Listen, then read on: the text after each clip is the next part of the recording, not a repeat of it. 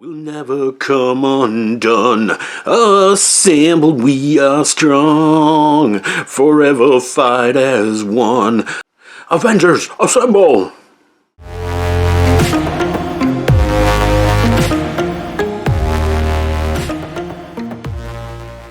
Season 1, Disc 1, or Season 1.1. Now there's like 7 episodes on here of the first season of Avengers, Earth's Mightiest Heroes. That ran from 2010 to 2012, which is around the same time as Marvel's Avengers hit the big screen. Of course, it's animated. It's a little bit different than the MCU stuff and the MCU version of the Avengers. I don't know, it seems a little more loyal to the comic books, so it's a bit different experience. Now, the MCU takes some liberties with all that kind of lore, the Marvel lore, and they do that here too, but I think they stay a little closer to the comic book kind of feel. It has a Rotten Tomatoes score of 100%, and it's got an audience score of 96%. That's pretty frickin' high for a cartoon. If you've never seen this series before, you gotta check it out. I'm gonna try and tell you a little bit about the episodes that were on this particular disc, this disc 1. Now the first one basically deals with pretty much just Iron Man. We get a little bit of cameo from like Nick Fury in there and stuff, and the whole episode has to deal with an attack by Hydra, by like Hydra bots or robots and armored vehicles and armor suits and stuff like that, and they attack the UN. Yeah, that's the first episode, but we get to see Iron Man kicking ass, lots of explosions, lots of cool robots, and I don't know, it was a really good episode, I guess. I'm a sucker for robots and explosions, let's just say that. At the beginning of this episode, there was like shaky cam footage, like on somebody's camcorder or something. Of course, it's all animated, but it was made to look that way, and to watch Iron Man like fighting a giant robot from like a shaky cam kind of view, that was kind of cool and interesting, and I think that kind of thing is what makes this series really work for me, because they try and present it to you in a serious way, more so than the Justice League did, but then it just ends up getting goofy and, you know, far-fetched, and they expect us to take this shit seriously, man. But overall, yeah, first one, great intro to Earth's Mightiest Heroes. The second episode is pretty much just all about Thor, and Thor meets Jane Foster. He has to fight the Wrecking Crew, and this takes place on Earth, of course. And then Thor returns to Asgard, and he has to help fight off an attack by the Frost Giants. And guess who's leading those Frost Giants? None other than Loki. Now, this version of Loki is very different, I think, than the MCU version. Pretty darn evil in this one. He's not Tom Hiddleston charming. He's more like the ultimate evil.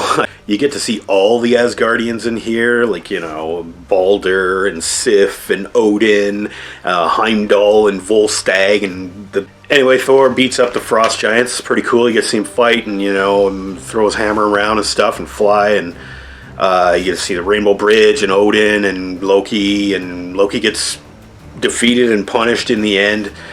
And so that's your episode 2. Episode 3 is all about the Hulk. Bruce Banner, aka the Hulk, is being pursued by General Thunderbolt Ross.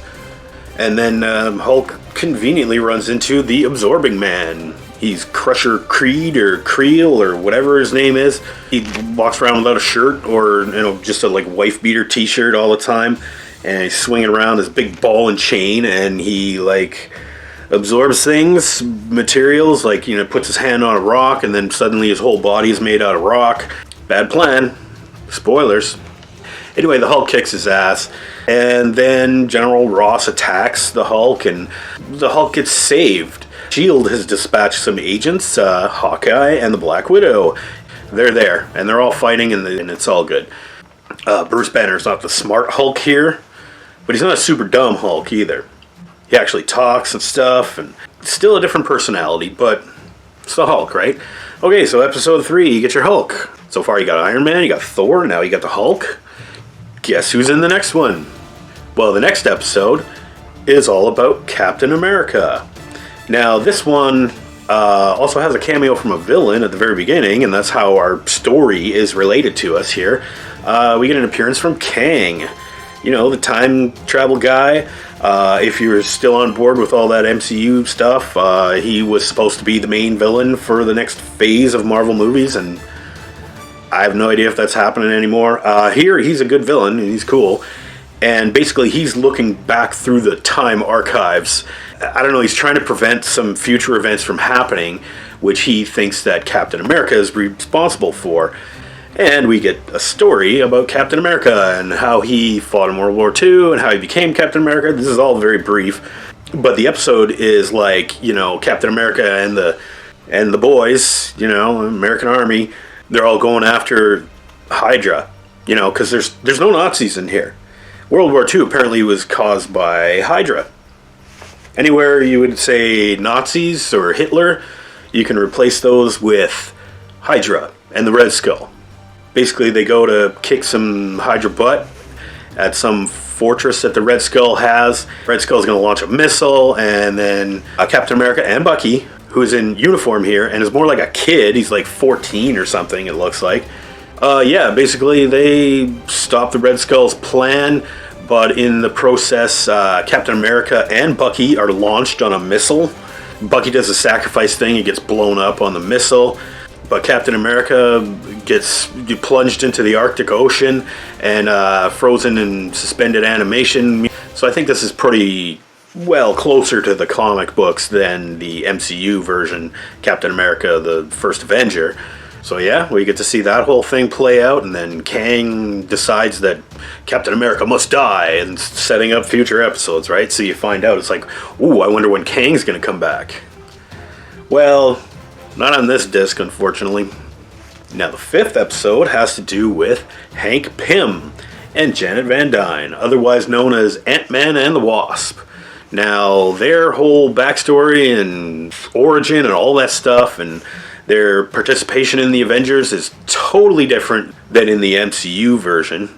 First of all, Ant-Man's not old AF like Michael Douglas and Michelle Pfeiffer. My apologies, guys. You're great, but this is a younger, hipper, cooler Hank Pym and Janet Van Dyne. Also, she's brunette here. But the Wasp, unfortunately, has the most hideous costume ever. It's got like these weird, like headphone antenna things on, and I don't quite see the purpose of all that. But hey, man, it's comics. And speaking of which, we get to see her fighting the Whirlwind, who is like a super cheesy, low-level villain. Anyway, she kicks his ass.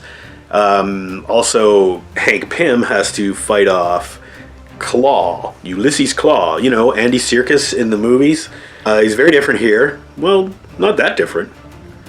And he is actually voiced by Mark Hamill here, which I thought was awesome. By the end of the episode, both Ant-Man and the Wasp are kind of like, we should be superheroes. Now, there were only 7 episodes on this disc, and the next 2 are the real meat of the story here. Episode 6 is called Breakout, and episode 7 is called Breakout Part 2.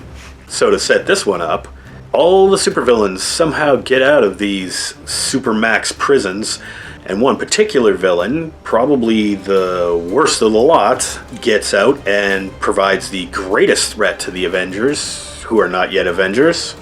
His name is Graviton. He's this guy that, through S.H.I.E.L.D.-funded research, finds that he has the power to control gravity itself, one of the fundamental forces of the universe, and he is just, like, mega powerful. So he breaks out of prison. He's been in prison for, like, 5 years or something like that, and he's got, like, super long hair and a super long beard, and he's still in his, like, supervillain costume, kept in suspended animation or something, because he's just so damn dangerous. And then when he gets released, he's super angry about it, and he takes it out on New York City. He even does, like, the thing they did in the 60s Spider-Man. You remember where the whole island of Manhattan was raised up into the sky? He actually does that here. There's a little more realism here, but I couldn't help but think of that old Spider-Man episode. That wasn't Graviton, though. That was some I don't know, alien or Atlantean or some shit. Anyway, Graviton's attacking New York City, and guess who has to come in and save the day? Well, all those other guys, right? Like Iron Man shows up and starts blasting away. Thor shows up and gets kind of shut down by Graviton. Iron Man gets launched into space.